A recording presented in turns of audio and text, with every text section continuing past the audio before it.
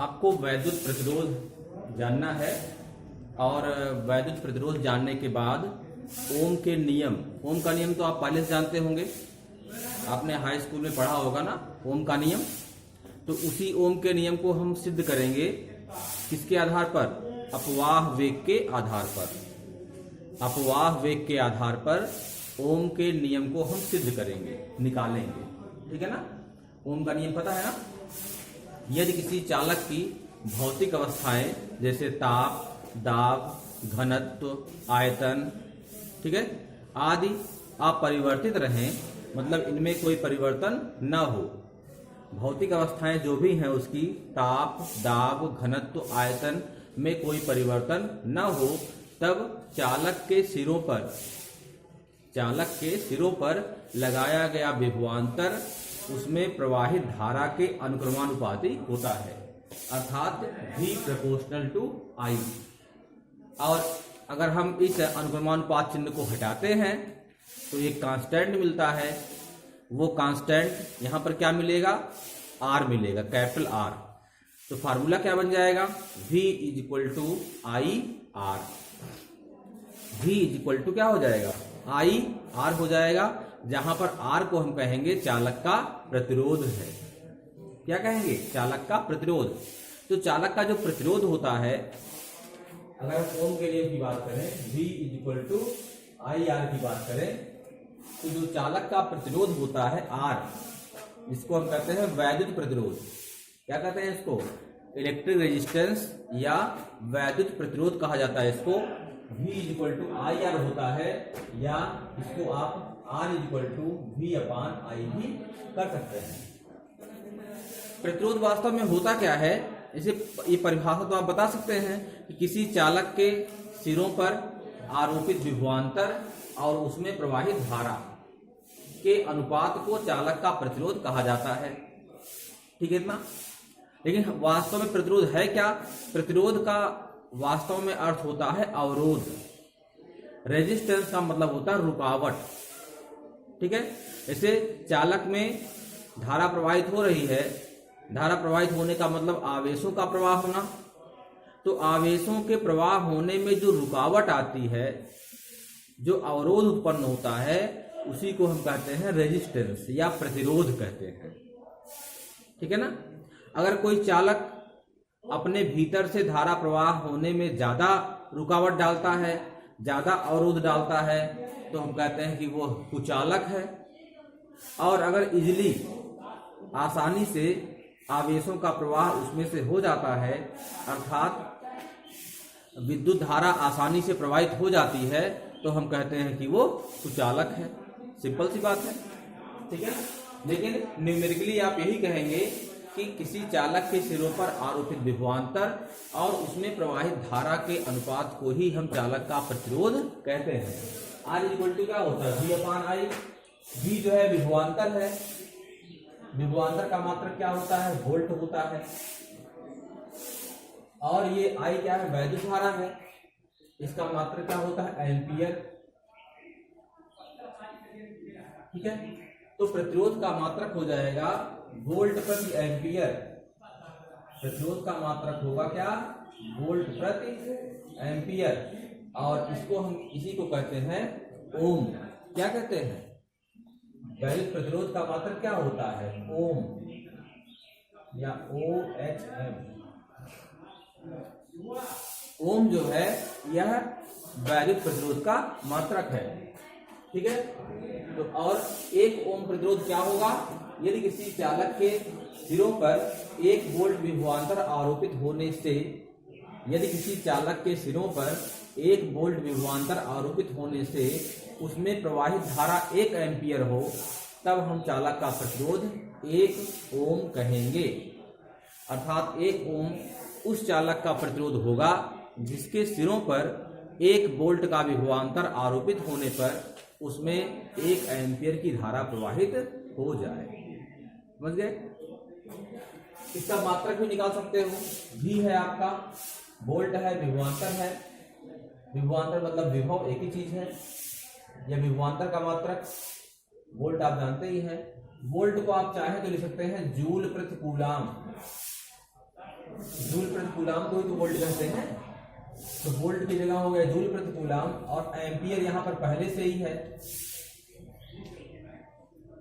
ठीक है, अब जूल की विमा क्या होगी? न्यूटन मीटर को जूल कहते हैं ना, तो न्यूटन को विमा में क्या लिखते हैं? एम एल टी माइनस 2, और मीटर अलग से रहेगा तो हो जाएगा M L square T minus 2। ये विमा हो गई जूल की बटे कूलाम। आवेश का मात्रा कूलाम होता है, और कूलाम Q इक्वल टू होता है IT formula. Q equal to क्या होता है? IT। तो आवेश का मतलब कूलाम होता है, तो कूलाम का मतलब हो गया विद्युत धारा गुणे समय। तो धारा का जो विद्युत धारा का मात्रक एम्पियर होता है, एम्पियर का संकेत हो गया A, और ये समय है, समय का संकेत हो गया T। तो A गुणे T क्या हो गया? ये A गुणे T ये बीमा हो गई इसकी कूलाम की, और एम्पियर यहाँ पहले से ही है, तो एम्पियर की बीमा हो गई A। अब इसको सबको आप कंसोलिडेट कर लीजिए, हो गया M। देखो L स्क्वायर यहाँ पे है, तो L स्क्वायर कर दीजिए इसको। T यहाँ पर T पावर माइनस 2 है, और ये T पावर 1 है, ऊपर जाएगा तो T पावर माइनस 3 हो जाएगा। A इंटू A स्क्वायर होगा, ऊपर जाएगा तो A पावर माइनस 2। ये क्या हो गया? ये बीमा हो गई। किसकी बीमा है ये प्रतिरोध की बीमा है ये। ठीक है, वैद्युत प्रतिरोध की बीमा है ये। क्लियर बात हो गई? वैद्युत प्रतिरोध के व्युत्क्रम को हम कहते हैं वैद्युत चालकता। क्या कहते हैं? वैद्युत चालकता। वैद्युत चालकता जो है वह वैद्युत प्रतिरोध के व्युत्क्रम को कहा जाता है। कहने का मतलब कि ऐसा चालक जिसका वैद्युत प्रतिरोध ज्यादा होगा, उसकी वैद्युत चालकता कम होगी। तो मेरे बात को सिंपल सी बात है, अगर किसी चालक का प्रतिरोध ज्यादा होगा तो उसमें विद्युत का चालन होगा आसानी से? नहीं हो पाएगा ना। विद्युत का प्रवाह आसानी से हो पाएगा? नहीं हो पाएगा। और अगर प्रतिरोध कम है तो विद्युत का चालन यानी विद्युत का प्रवाह तेज गति में होगा। तो विद्युत प्रतिरोध जो होता है, चालकता जो होती है, वह प्रतिरोध के व्युत्क्रम के बराबर होती है, बराबर होता है, जान लीजिए। ठीक है, मात्रक विमा, जैसे ओम इसका मात्रक होता है, आप जान गए, तो उसका मात्रक क्या होगा? ओम इनवर्स होगा। का मात्रक क्या होगा? ओम इनवर्स होगा। विमा कही जाएगी, इसका उल्टा कर दीजिए विमा। उसकी विमा हो जाएगी m power minus 1, L power minus 2, T power 3। जो माइनस था उसको प्लस कर दे रहे हैं, और जो प्लस था उसको माइनस कर दे रहे हैं। m power minus 1, L power minus 2, T power 3 और A स्क्वायर। समझ गए बात को? यही जो है बीमा हो गई आपकी, इसकी वैद्युत चालकता। चलिए, अब इसके बाद हम ओम के नियम में आते हैं, और ओम के नियम को आप प्रूफ करेंगे। ठीक है, अपवाह वेग के आधार पर।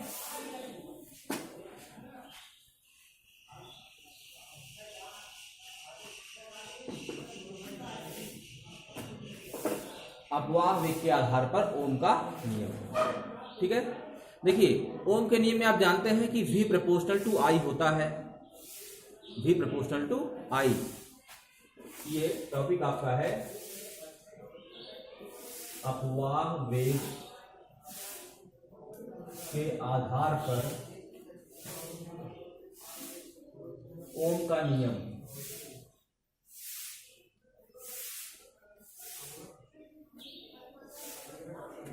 ठीक है, यदि किसी चालक के भौतिक अवस्थाओं में कोई परिवर्तन ना हो, या चालक की भौतिक अवस्थाएं अपरिवर्तित रहें, तो चालक के सिरों पर आरोपित विभवांतर उसमें बहने वाली धारा के अनुक्रमानुपाती होता है, या V प्रोपोर्शनल टू I होता है। तो R इक्वल टू क्या होता है? V upon I। ये पहले से आप जानते हैं। ग्राफ पूछा जाए आपसे तो आप जान गए कि अगर दो चीजें एक दूसरे के अनुक्रमानुपात में है, तो उनके बीच का जो ग्राफ होता है कैसा मिलता है? सीधी रेखा। अगर दो भौतिक राशियों के बीच खींचा गया ग्राफ एक सीधी रेखा प्राप्त हो, तो आप जान जाइए कि वह भौतिक राशियां आपस में अनुक्रमानुपाती हैं, एक दूसरे के अनुक्रमानुपाती हैं। अर्थात एक राशि का मान बढ़ेगा तो दूसरे का भी बढ़ेगा, और एक का घटेगा दूसरे का भी घटेगा। समझ गए बात को? चलिए, एक चालक हमारे पास है, ये चालक हमारे पास है, ठीक है। इस चालक की लंबाई है L। क्या लंबाई इसकी है? L इसकी लंबाई है चालक की, ठीक है। पहले ओम का नियम तो तब लगेगा इसमें जब चालक के सिरों पर विभवांतर आरोपित करेंगे। विभवांतर अगर आप नहीं आरोपित करते हैं, क्योंकि विभवांतर आरोपित करेंगे तभी जो है वो अपवाह वेग का कॉन्सेप्ट आएगा। अपवाह वेग का कॉन्सेप्ट जो है विभवांतर आरोपित करने के बाद ही आएगा, ठीक है। नहीं आपने किया है विभवांतर आरोपित, चालक मुक्त अवस्था में पड़ा हुआ है ऐसे ही। तो जब चालक ऐसे मुक्त अवस्था में पड़ा हुआ है तो इसमें जो इलेक्ट्रॉन है ये अनियमित रूप से मूव कर रहे हैं। कोई ऊपर है, कोई नीचे है, कोई दाहिनी तरफ, कोई बाईं तरफ, अलग अलग दिशाओं में इलेक्ट्रॉन जो है ये मूव कर रहे हैं। और जब हम विभवांतर आरोपित कर देंगे तो ये सभी एक ही दिशा में मूव करना शुरू कर देंगे, ठीक है। तो मान लीजिए पहले विभवांतर आरोपित होने के पहले, अर्थात चालक को हमने बैटरी से नहीं जोड़ा है अभी, उस समय, ठीक है। क्या है इसमें पहला वाला जो कण है इसका वेग है u1। क्या इसका वेग है? u1। दूसरा वाला जो कण है इसका क्या वेग है? u2, ठीक है। तीसरे वाले कण का वेग क्या है? u3 dot dot. ऐसे ही n कण है तो n कणों का वेग क्या हो जाएगा? un। तो u1, u2, u3 dot dot un, ठीक है। ये अगर n कण है पूरे चालक में तो ये सभी n कणों का वेग हो गया। अगर इन n कणों के वेग का औसत निकाल लें हम, औसत का मतलब n कण है तो n से डिवाइड कर दिया जाए तो औसत वेग निकलेगा। n कणों का औसत वेग निकलेगा, अर्थात u1 plus u2 plus u3 plus dot dot un। तो औसत जो वेग होगा इसको हम क्या कहते हैं? ऊष्मीय वेग कहते हैं, क्योंकि हमने अलग से चालक को कुछ नहीं दिया हुआ है। जो कमरे का ताप है उस ताप पर जो ऊष्मा ये प्राप्त कर रहा है उसी ऊष्मा के कारण ये घूम रहे हैं। तो u1 plus u2 plus u3 plus dot dot un upon n, इसकी वैल्यू क्या होगी? 0 हो जाएगी। समझ के बात को? इसको आप समीकरण नंबर 1 भी कर सकते हैं। u1 plus u2 plus u3 plus dot dot un upon n, यह जो है शून्य होगा, क्योंकि चालक में कुछ इलेक्ट्रॉन जो है वो दाहिनी ओर जाएंगे तो कुछ बाईं तरफ जाएंगे, कुछ ऊपर जाएंगे तो कुछ नीचे जाएंगे। कहने का मतलब वेग सदिश राशि है। अगर एक तरफ के वेग को हम पॉजिटिव लेंगे तो दूसरे तरफ के वेग को निगेटिव लेना पड़ेगा, मतलब जो नेट वेग उसका होगा वो शून्य होगा। तो औसत ऊष्मीय वेग जो होता है वह शून्य होता है। ये ठीक बात ठीक होगी यहां तक? सही, ठीक है ना। अब जब इस चालक को हमने जोड़ दिया बैटरी के सिरों से तो क्या होगा? एक विभवांतर आरोपित हो गया। इस चालक के सिरों के बीच कितना विभवांतर है? v। माना हमने v विभवांतर, जितने वोल्ट की बैटरी रहेगी उतना विभवांतर चालक के सिरों पर आरोपित हो जाएगा। तो एक v विभवांतर जो है हमने आरोपित कर दिया चालक के सिरों पर, ठीक है। विभवांतर आरोपित होने से चालक के बीच, ठीक है, एक वैद्युत क्षेत्र उत्पन्न हो जाता है। उस वैद्युत क्षेत्र का मान अगर E है तो आप जानते हैं E इक्वल टू होता है V अपान L। वैद्युत क्षेत्र पहले बताया गया आपको, वैद्युत क्षेत्र की तीव्रता विभव प्रवणता की ऋणात्मक दर के बराबर होती है। वैद्युत क्षेत्र की तीव्रता विभव प्रवणता की ऋणात्मक दर के बराबर होती है, अर्थात E इक्वल टू क्या हो जाएगा? V अपान L। सही जहां तक है? यहाँ तो कोई दिक्कत नहीं। चलिए इसको भी ऐसे रोक लीजिए, समीकरण नंबर 2 कर देते हैं, ठीक है। समीकरण नंबर इसको 2 कर देते हैं। चलिए मान लीजिए यहां पर इलेक्ट्रॉन है, तो आपको पता है कि जब विभवांतर आरोपित होगा तो वैद्युत क्षेत्र आ जाएगा, और वैद्युत क्षेत्र जब आ जाएगा अंदर तो उस वैद्युत क्षेत्र में प्रत्येक कण अपने ऊपर बल का अनुभव करेगा, क्योंकि प्रत्येक कण पर बल लगेगा ना। Q आवेशित कण अगर E वैद्युत क्षेत्र में स्थित है तो उस पर बल लगता है F इक्वल टू QE। कितना बल लगता है? F इक्वल टू QE के बराबर बल काम करता है अगर Q आवेशित कण E वैद्युत क्षेत्र में स्थित है, ठीक है ना। F इक्वल टू क्या होता है? QE होता है। F इक्वल टू QE जो है बल काम करेगा, तो यह जो है किस पर काम करेगा? उसी आवेशित कण पर, यानी एक इलेक्ट्रॉन, यहाँ पे आवेशित कण का मतलब एक इलेक्ट्रॉन है, उस इलेक्ट्रॉन पर ये बल आपका काम करेगा। ठीक है यहाँ तक। तो अब उस बल से क्या होगा कि जो इलेक्ट्रॉन है उसका कुछ अपना द्रव्यमान होगा, m द्रव्यमान है, तो उसकी गति में क्या होगा? त्वरण आ जाएगा। गति में क्या होगा? त्वरण आ जाएगा। ठीक है, अगर m द्रव्यमान की वस्तु अपने ऊपर F बल का अनुभव करे तो उसका वेग बढ़ जाएगा ना, फिर गति में क्या होगा? त्वरण आ जाएगा। किस नियम के हिसाब से? न्यूटन के द्वितीय नियम के हिसाब से अगर m द्रव्यमान की वस्तु पर F बल लगे तो उसकी गति में a त्वरण आ जाता है। फॉर्मूला क्या होता है? F इक्वल टू होता है ma। यहाँ पर m जो है इलेक्ट्रॉन का द्रव्यमान है, a जो है उत्पन्न होने वाला त्वरण है। ठीक है यहाँ तक। F क्या है? उस इलेक्ट्रॉन पर लगने वाला बल है। आप जानते हैं इलेक्ट्रॉन पर लगने वाला जो बल होगा, इस फार्मूले F इक्वल टू QE के फार्मूले से, Q का मतलब हो गया इलेक्ट्रॉन पर आवेश, तो हो जाएगा small e into capital E। F equal to क्या हो जाएगा? Small e into capital E। तो small e into capital E बराबर क्या हो जाएगा? m into a। Small e into capital E बराबर m इंटू a, या a इक्वल टू हो जाएगा small e into capital E divide by m। a equal to हो जाएगा small e into capital E divide by m। तो यहां तक है, सिंपल सा है। E इक्वल टू क्या हो जाएगा? यहां से v अपान एल रख दीजिए, तो ये हो जाएगा आपका a equal to E, capital E की वैल्यू क्या है? v अपान एल, तो EV अपान ml। देखो जरा, ठीक है, कोई दिक्कत नहीं।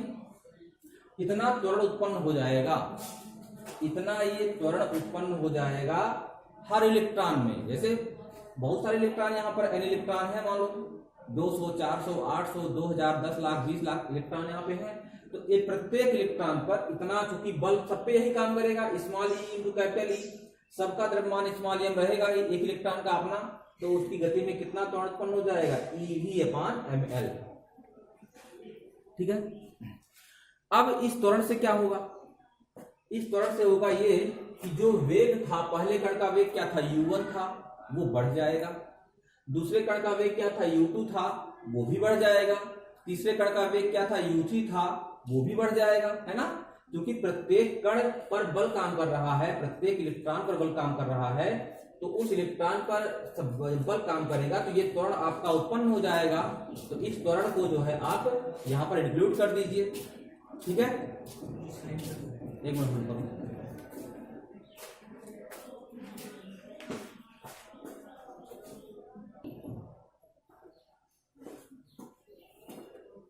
A equal to EV upon ml, ये आपका थर्ड इक्वेशन हो गया। ठीक है, त्वरण में ये इतनी वृद्धि हो गई। अब इस वृद्धि से क्या होगा कि प्रत्येक इलेक्ट्रॉन जो है वो अपने ऊपर बल का अनुभव करेगा, तो उसका जो वेग है, जो u1 वेग था, वह वेग u1 प्लस a टाउ 1, आप जानते हैं फॉर्मूला क्या होता है? v equal to u plus at। v equal to u plus at, अर्थात उसका जो वेग है, अंतिम वेग है, वो प्रारंभिक वेग प्लस at के इक्वल होगा। अर्थात किसी कण का प्रारंभिक वेग अगर u है, किसी कण का प्रारंभिक वेग u है और उसका त्वरण क्या है? a है। ठीक है, प्रारंभिक वेग उसका अगर u है और त्वरण a है, त्वरण होने वाला, जो वृद्धि होने वाली है वो a है, और t समय बाद उसका वेग पूछा जाए तो आप क्या फार्मूला लगाएंगे? फार्मूला आप गति का समीकरण लगाएंगे, v इक्वल टू होगा u प्लस at। ठीक है, तो जो पहला वाला कण है जिसका वेग u1 अभी है, उसका वेग बढ़ने के बाद, बढ़ जाने के बाद क्या हो जाएगा? v1 इक्वल टू हो जाएगा u1 plus a tau 1। Tau 1 क्या है? श्रांतिकाल है, श्रांतिकाल। ठीक है, ये हो जाएगा श्रांतिकाल। v2 का मान क्या होगा? u2 plus a tau 2। v3 की वैल्यू क्या होगी? u3 plus a tau 3। समझ गए? v1 बराबर u1 plus a tau 1, v2 बराबर u2 plus a tau 2, v3 बराबर u3 plus a tau 3, dot dot vn बराबर un plus a tau n। ये सभी कणों के वेग हो जाएंगे बढ़ने के बाद। पहले कण का वेग है, दूसरे कण का वेग है, तीसरे का वेग है, चौथे का वेग है, ऐसे सभी कणों के वेग हैं ये बढ़ने के बाद। औसत वेग निकाल लीजिए इनका, जैसे यहां पर आपने निकाला था, ये तो आपके पहले इनका औसत वेग था जब आपने विभवांतर आरोपित नहीं किया हुआ था। विभवांतर आरोपित किया आपने तो बल लग गया हर इलेक्ट्रॉन पर, बल लग गया, सबकी गति में त्वरण आ गया, त्वरण के बाद क्या होगा, सबका वेग परिवर्तित हो गया, बढ़ गया सबका वेग, ये सबका बढ़ा वेग है। अब सबका बढ़ा वेग है तो क्या करेंगे, सबके बढ़े वेग का औसत निकाल लीजिए, तो हो जाएगा u1 plus a τ1 plus u2 plus a τ2 plus u3 plus a τ3 plus dot dot last में होगा un plus a τn divide by क्या होगा, n हो जाएगा। और यही जो औसत वेग हमारा है इसी को तो हम vd कहते हैं। क्या कहते हैं इसको, इसको vd कहते हैं। तो vd इक्वल टू हो जाएगा u1 plus a τ1 plus u2 plus a τ2 plus u3 plus a τ3 plus dot dot un plus a τn divide by n। ठीक है, यहां तक औसत वेग क्या है, यही तो vd है, अपवाह वेग। अपवाह वेग क्या है, जब बैटरी के द्वारा आप विभवांतर आरोपित करते हैं चालक के सिरों पर, तो प्रत्येक जो इलेक्ट्रॉन है अपने पर बल का अनुभव करता है और उसका वेग परिवर्तन हो जाता है। तो सभी कणों के औसत का जो औसत वेग होता है उसी को तो अपवाह वेग कहते हैं।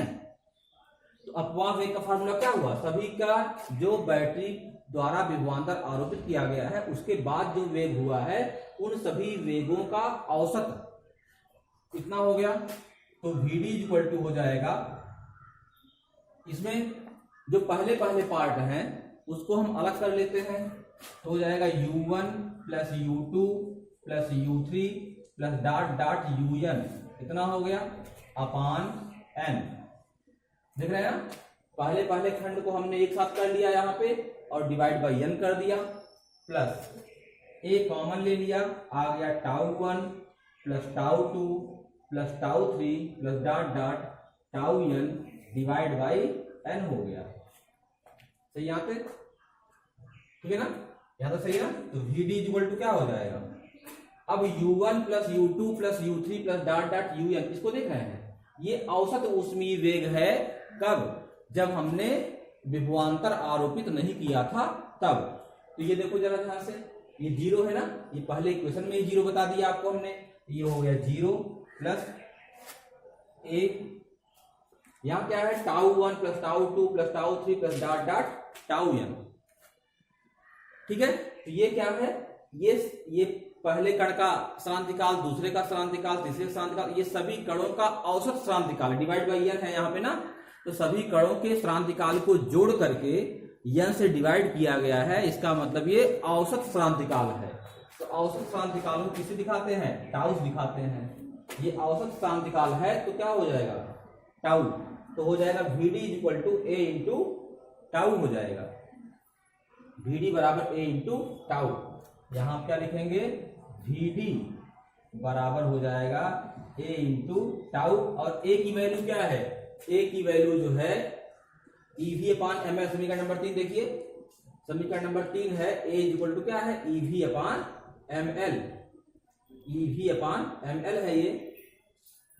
ठीक है, अब यहां पर ev अपान ml रख देंगे हम, तो क्या हो जाएगा ev upon ml into tau.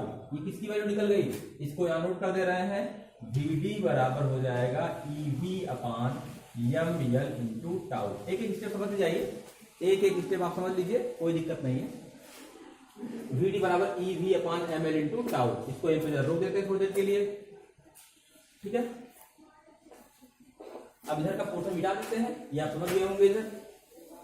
इधर का पोर्शन हम एक तरफ का मिटा देते हैं, आप मेरे साथ साथ जो है लिखा करिए इसको। ठीक है, जैसे इसमें लिखता जाऊं वैसे वैसे आप लिखते जाएंगे तो आपको समझ में तुरंत आता जाएगा। एक एक स्टेप मैं लिखूं समझ करके, तो आप भी उसको लिखा करिए। ठीक है, अब केवल ऐसे सुन लेंगे आप इतिहास की तरफ से, तो आप 20 बार सुनेंगे लेकिन वो आपको ज्ञान नहीं हो पाएगा, आप समझ नहीं पाएंगे।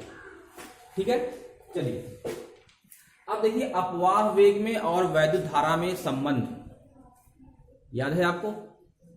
वैद्युत धारा और अपवाह वेग में संबंध इसके जस्ट पहले वाले वीडियो में बताया गया था आपको। अपवाह वेग और वैद्युत धारा में संबंध देखिए, ये फार्मूला I इक्वल टू होता है NEAVD, है ना, याद आ रहा है ना? I इक्वल टू होता है NEAVD। N क्या होता है? प्रति एकांक आयतन में मुक्त इलेक्ट्रॉनों की संख्या। स्मॉल e क्या है? एक इलेक्ट्रॉन पर आवेश। कैपिटल ए क्या है? चालक के वृत्तीय सिरे का क्षेत्रफल। Vd क्या है? ये अपवाह वेग है। तो Vd की वैल्यू आप समीकरण नंबर 4 जो आपने लिखा हुआ है, समीकरण नंबर 4 से उठा करके यहां रख दीजिए। तो I इक्वल टू हो जाएगा NEA इंटू VD। VD की वैल्यू हो जाएगी EV upon ML into tau. VD की वैल्यू हो जाएगी EV upon ML into tau. ये VD की वैल्यू हो गई, ठीक है ना? आपने I equal to NEA small e into capital V upon ML into tau इसे लगा, ठीक है? यहाँ तक चलिए, अब V को आप यहाँ रोक लीजिए। V को यहाँ रोकिए, I को नीचे ले जाइए। जब V अपान I करेंगे तो उसी को तो आप प्रतिरोध कहेंगे। तो V अपान I कर दीजिए, V अपान I। V को हमने यहाँ रोका, I को ले गए नीचे, तो क्या होगा? ये तिरछा गुणा हो जाएगा, ML चला जाएगा ऊपर, ML अपान नीचे सबको लाइए, V को छोड़ बाकी नीचे लाइए, N हो जाएगा E इंटू E क्या हो जाएगा? E स्क्वायर हो जाएगा। ए आपका है ही है इंटू टाउ आपका है। समझिए इतना? तो V upon I equal to हो जाएगा ML upon N E square A into tau, ठीक है? या इसको ऐसे भी कर सकते हैं, M अपान N E square tau, L छूटा है, A छूटा है, इंटू L अपान A, ऐसे कर सकते हैं। सही है? V अपान I क्या कहते हैं? ओम के नियम को आप जानते हैं, है ना? विभवांतर, किसी चालक के सिरों पर आरोपित विभवांतर और उसमें प्रवाहित विद्युत धारा के अनुपात को हम कहते हैं चालक का प्रतिरोध। तो ये हो जाएगा R इक्वल टू हो जाएगा M upon NE square tau into L upon A। सही है? अब जरा ध्यान दीजिए, यहां पे M जो है क्या है? M वास्तव में ये क्या चीज समझ रहे हैं ना? ये जो है विशिष्ट प्रतिरोध है। क्या है ये? विशिष्ट प्रतिरोध। ये फार्मूला आप जानते होंगे, R इक्वल टू होता है rho into L upon A, याद है ना? R इक्वल टू क्या होता है? Rho into L upon A। तो वास्तव में ये क्या है? रो के इक्वल है, अर्थात rho equal to M upon NE square into tau के इक्वल है। ये आपका विशिष्ट प्रतिरोध की जगह पे है और ये पूरा जो है प्रतिरोध की जगह पर है। समझ रहे हैं? M जो है क्या है? एक इलेक्ट्रॉन का द्रव्यमान, ये तो फिक्स होता है। ये इलेक्ट्रॉन का द्रव्यमान है, तो एक इलेक्ट्रॉन का द्रव्यमान जानते ही हैं आप, 9.1 इंटू 10⁻³ किलोग्राम होता है। ये स्थिर है। स्मॉल e इलेक्ट्रॉन का आवेश है, ये भी स्थिर है। स्मॉल m क्या है? प्रति एकांक आयतन में मुक्त इलेक्ट्रॉनों की संख्या। और टाउ क्या है? श्रांतिकाल। तो जब तक भौतिक अवस्थाओं में परिवर्तन नहीं करेंगे, ताप नहीं बढ़ाएंगे, दाब नहीं बढ़ाएंगे, आयतन नहीं बढ़ाएंगे, घनत्व नहीं बढ़ाएंगे, तब तक प्रति एकांक आयतन में मुक्त इलेक्ट्रॉनों की संख्या नहीं बढ़ेगी। अगर आपने चालक को गर्म कर दिया है तो दूसरी बात है, गर्म कर देंगे तो क्या होगा? प्रति एकांक आयतन में मुक्त इलेक्ट्रॉनों की संख्या बढ़ जाएगी, तो n बढ़ जाएगा। लेकिन ओम के नियम में पहले ही प्रतिबंध होता है आपका, क्या प्रतिबंध होता है? कि चालक की भौतिक अवस्थाएं अपरिवर्तित रहें। तो जब ताप, दाब, घनत्व, आयतन में कोई परिवर्तन नहीं करेंगे तो न तो n में परिवर्तन होगा, न तो टाउ श्रांतिकाल में परिवर्तन होगा, न चालक की लंबाई में कोई परिवर्तन होगा, न चालक के वृत्तीय सिरे के क्षेत्रफल में कोई परिवर्तन होगा। तो भौतिक अवस्थाओं के अपरिवर्तित रहने के बाद जितनी भी ये राशियां हैं, देख रहे हैं ना, ये जितनी राशियां हैं सब स्थिर है, सब कांस्टेंट है। तो आप कह सकते हैं कि R की वैल्यू क्या होगी? कांस्टेंट होगा, यानी चालक का जो प्रतिरोध होगा वो स्थिर होगा। ठीक है ना? चालक का प्रतिरोध क्या होगा? स्थिर होगा। इस अवस्था में जो प्रतिरोध आपका आया है, अगर चालक की भौतिक अवस्थाओं में कोई परिवर्तन नहीं होता है, चालक के सिरों पर लगाया गया विभवांतर और उसमें प्रवाहित धारा का जो अनुपात होता है, इसी को हम क्या कहते हैं? चालक का प्रतिरोध कहते हैं। और ये प्रतिरोध जो हमारा होता है हमेशा स्थिर होता है अगर चालक की भौतिक अवस्थाओं में कोई परिवर्तन न किया जाए तो। और ये क्या है, विशिष्ट प्रतिरोध है। विशिष्ट प्रतिरोध आपका स्थिर है ही, इसको आप देख ही रहे हैं, इसमें कोई परिवर्तन होना नहीं है। ठीक है, तो आप अपवाह वेग के आधार पर ओम के नियम को इस प्रकार सिद्ध कर सकते हैं। जब आर की वैल्यू, प्रतिरोध की वैल्यू कहीं पर आपको रखनी होगी तो आप यही रखेंगे, m/n e² × टाउ × L/A। इसको सूत्र को याद रखेंगे। कभी कभी चालक में सब दिया रहता है, प्रति लंबाई दी रहेगी चालक की, प्रति एकांक सिरे का, प्रति एकांक आयतन में इलेक्ट्रॉनों की संख्या दी रहेगी, क्रांतिकाल दिया रहेगा, सब कुछ दिया रहेगा। आपको प्रतिरोध निकालना है तो प्रतिरोध का ये फार्मूला आपको याद रहेगा, तब आप निकाल पाएंगे। या विशिष्ट प्रतिरोध का फार्मूला ρ = m/n e² × टाउ, ये भी जो है आपका विशिष्ट प्रतिरोध का फार्मूला है। ठीक है, तो अपवाह वेग के आधार पर इस प्रकार से आप इसको सिद्ध कर सकते हैं। ठीक है, ऐसे सभी सर्किट जो ओम के नियम का पालन करते हैं उसको हम क्या कहते हैं, ओमीय परिपथ कहते हैं। क्या कहते हैं, ओमीय परिपथ। ठीक है, और कुछ ऐसे भी अपवाद हैं ओमीय परिपथ के। कहने का मतलब कि ओम के नियम का पालन जहां पर नहीं होता है, ठीक है, ऐसे परिपथ को हम क्या कहते हैं, अनओमीय परिपथ कहते हैं। ठीक है, तो पूछा जाता है कि अनओमीय परिपथ क्या है। अनओमीय परिपथ का मतलब हुआ ऐसे सभी परिपथ जो ओम के नियम का पालन नहीं करते हैं उनको अनओमीय परिपथ कहते हैं। अब ओम के नियम में क्या होता है कि चालक की भौतिक अवस्थाओं के अपरिवर्तित रहने पर जो प्रतिरोध है वो स्थिर रहता है, और यहां पर क्या है, प्रतिरोध आपका बदलता रहेगा। प्रतिरोध अगर बदलता रहे तो समझिए ओम के नियम का पालन नहीं हो रहा है, तो ऐसे प्रतिरोध को हम कहते हैं गत्यात्मक प्रतिरोध। क्या कहते हैं, डायनेमिक रेजिस्टेंस कहते हैं या गत्यात्मक प्रतिरोध कहते हैं। जैसे टार्च का बल्ब है ना, टार्च का बल्ब आप जब जलाते हैं तो टार्च के बल्ब में क्या होता है कि छोटा छोटा फिलामेंट लगा होता है। ठीक है, टार्च के बल्ब में छोटा छोटा फिलामेंट लगा होता है। जब आप टार्च को जलाते हैं तो बल्ब गर्म हो जाता है। जब बल्ब गर्म हो जाएगा तो जो फिलामेंट आपका बना हुआ है उस फिलामेंट का तापमान जब बढ़ेगा तो उस फिलामेंट का प्रतिरोध स्थिर रह पाएगा, नहीं रह पाएगा ना। जब हम जलाते हैं टार्च को तो क्या करते हैं कि जो फिलामेंट लगा होता है उसके सिरों पर हम विभवांतर आरोपित करते हैं। उस विभवांतर के आरोपित होने पर क्या होता है, धारा बहती है। तो विभवांतर धारा का जो अनुपात होता है वही तो प्रतिरोध होता है।